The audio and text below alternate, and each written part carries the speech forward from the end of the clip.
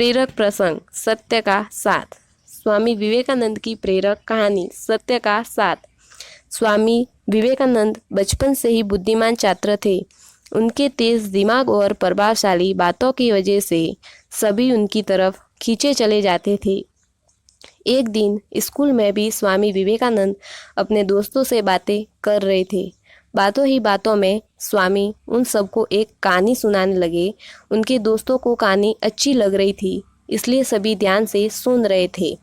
विवेकानंद कहानी सुनाने में और उनके दोस्त उसे सुनने में इतना खो गए कि किसी को पता ही नहीं चला कि कब मास्टर जी क्लास में आ गए।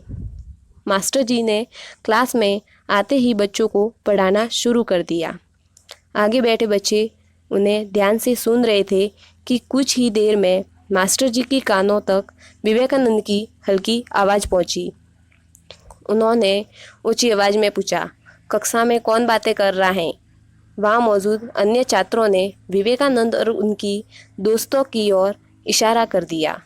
यह जानकर टीचर को गुस्सा आया। उन्होंने उन सभी को अपने पास बुलाया और पूछा कि मैं अभी क्या पढ़ा रहा था। कुछ सेकंड तक किसी से कोई जवाब न मिलने पर उन्होंने हर बच्चे की तरफ देखते हुए सवाल पूछा। सबने अपनी नज़रें झुका ली। तभी टीचर विवेकानंद के पास पहुँचे और कहा कि क्या तुम्हें पता है मैं अभी क्या पढ़ा रहा था? उन्होंने मास्टर को सही जवाब दे दिया। टीचर को लगा कि इन सब बच्चों में से सिर्फ विवेकानंद ही ध्यान से पढ़ रहे थे, दूसरे बच्चे नहीं। यह सोचते ही मास्टर ने स्वामी के अलावा अन्य छात्रों को अपने अपने बेंच पर खड़े होने की सज़ा दे दी। सभी ने टीचर की बात मान ली और बेंच पर खड़े हो गए। कुछ ही देर में स्वामी विवेकानंद भी अपनी सीट में जाकर बेंच पर खड़े हो गए।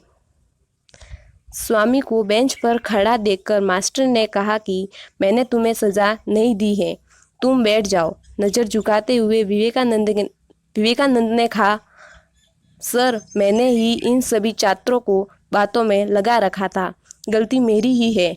सज़ा न मिलने पर भी स्वामी विवेकानंद द्वारा सच बोलने पर सभी छात्र काफ़ी प्रभावित हुए। कहानी से सीख, जीवन में हमेशा सच बोलना चाहिए। धन्यवाद।